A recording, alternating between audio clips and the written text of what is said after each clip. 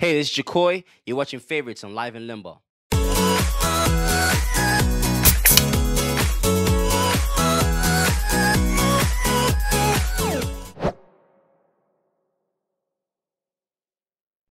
So my favorite fan encounter at a concert would have to be when I was in London at Wireless Festival. So I had a fan come up to me, and they're freaking out that they got a chance to see me perform, and they had told me that they came all the way from Norway to London just for the day, just to see me perform for 40 minutes. So that meant a lot for me because it's like I'm on the other side of the world. I flew overseas just to perform, and I had fans fly in from other countries just for the day, just to come and see me.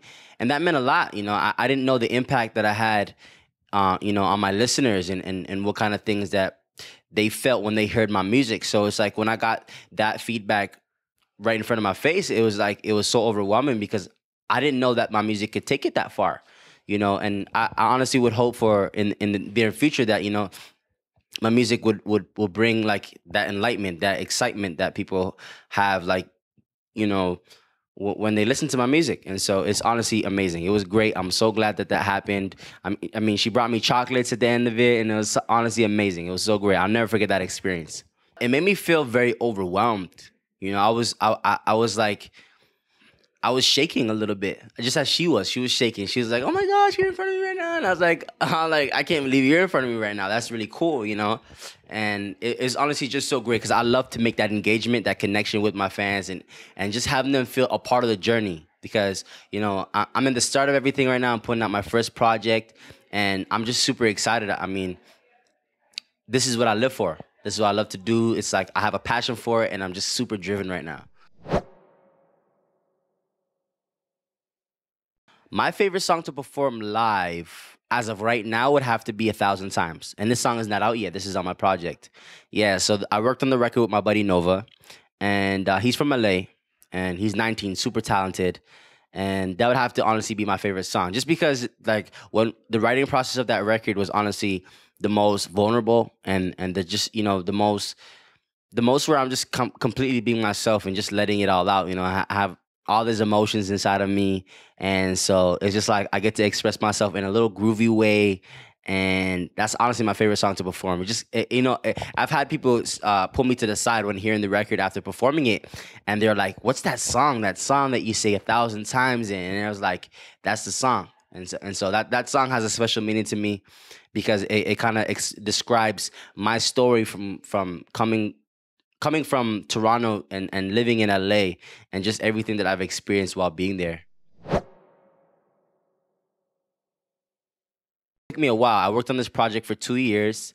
And I was still finding myself as an artist. So I was just finding myself creatively, and just going through a bunch of different stuff because I didn't know where I wanted to. I didn't know what direction that I wanted to go in. And still to now, I find myself going through a lot of trial and error, just figuring things out, because I love all types of music. I love every genre of music. Just anything that sounds good is good music to me. I never like to lock myself in or hold back from anything, because my favorite analogy, I like to look at it as like a painting, a painter. It's like if they always painted the same painting, then they wouldn't really have the credentials. It's like, okay, cool, one painting, but it's like, what else do you got? What else do you have to bring to the table?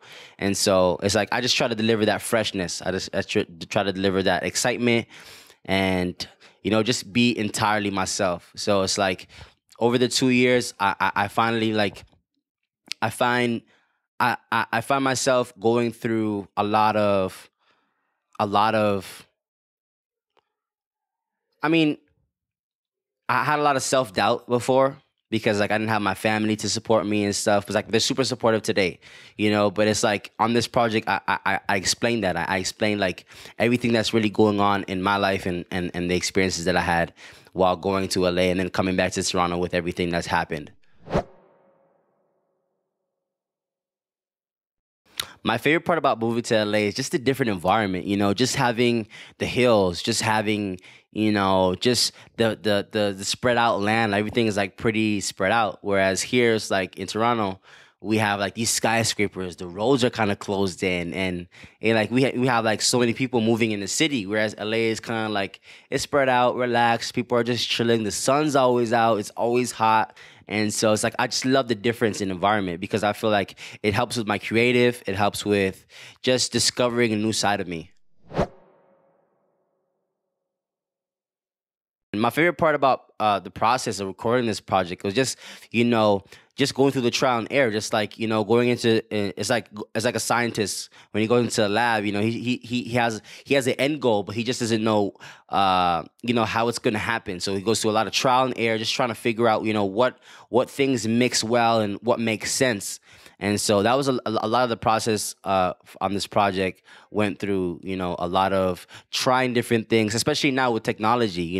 Technology has made it so much easier to fuse different sounds. So I'm living in a world right now where it's like I want to fuse different genres to kind of like bring audiences together because I feel like that's what's missing in music right now. There's a lot of separation, people in different groups and stuff, but it's like I miss that unity, I miss that coming together, that gathering. And so I definitely talk a lot about that in the project and just bringing back that love. And it's very simple. It's very simple. I feel like everybody just wants to love and be loved, and I delivered that message in the project, and that's really what I wanted to just uh, you know I wanted to deliver that to the people. I want them to know that they have a voice. They don't have to hide how they feel or be ashamed of anything. You are who you are, and you can't change that. So it's like embrace it to the fullest. I feel like. My favorite artist right now is Rihanna. Rihanna, I can't get enough of Rihanna. Like she's just so dope. She has records that live in these different worlds. She's another artist that I feel like is able to tap into the different audiences. She works on records like Work, which is like very dancehall and inspired. And then she has records like 4 or 5 Seconds with Paul McCartney and Kanye West. It's kind of like country driven, but it's still, it still makes sense because she is an artist and she's just delivering what it means to be an artist. And so I honestly appreciate everything that she's doing right now. She's my favorite artist. I guess we would have to say Rihanna as well. Yeah, just because she has a specific aesthetic and style where she just brings that freshness back. And she's also one that is like she's not afraid of doing what people would consider is odd. People would consider it odd that she dyes her hair a certain way or she poses kind of uh what's the word, parental advisory, what's the so it's like she's just entirely herself, and and I love seeing that. So that motivates me and inspires me as an artist. My method for discovering new music is SoundCloud. Like that's honestly where I started everything. Everything started from SoundCloud. And I mean, on SoundCloud, you find a lot of artists that are like hungry. They're hungry. They want to be heard. They want to get out there and collaborate with people. And so that's honestly my source for new music. I find that I'm discovering new artists every day on SoundCloud just through like the people that I follow and their likes and who they repost and such. And so it's like I feel like it's a really good place for anybody that wants to like hear any anything different than what's like on the radio or like very viral right now. So I feel like a lot of the stuff on there is like people don't really pay attention to what's on there that much, except for the people that are on the network. And so I feel like there's a lot of good stuff on there that people should really pay attention to. So my method is definitely SoundCloud. I recommend a lot of people. I mean, like my homies are really dope artists like Nova, Mars Today, and they're in my project as well. And I found them actually through SoundCloud. So like that's how we made the connection. And so there's also artists like Tony Tritone. He did Still Love, which is my biggest record till today. And I'm super excited to have like those kind of people back me up now. And it's like in the future, I'm excited to see like what kind of things we could come of our relationship. And so it's honestly amazing. What I like to do is I like to chill, drink some tea, sit by the fireplace, and just kind of like collect my thoughts. Really, because with everything right now that's going on, there's a lot of distraction. You know, there's a lot of people being distracted by social media and all this stuff going on. You know, we lose ourselves in that. You know, and I feel like that's what takes us away from who we are sometimes. And so I feel like when you get a peace of mind, just like, to just really absorb the, like this, like for example, the city, you get to just walk and, not really pay too much mind on, like, like what's on your phone or who's calling you, what's like, a lot of that stuff could be stressful, and so I feel like, just getting the peace of mind, just, getting to yourself, collect your thoughts, and just, I feel like a lot of that is what's missing in today's generation. And so I feel like if you just took the time to just, just kind of relax and, you know, and just find yourself a little bit, then you really, you find everything in you that you kind of lost a little bit. And so that's, yeah, just coming back to the center. My most memorable venue to perform at would have to be at the Pabst Theater in Milwaukee.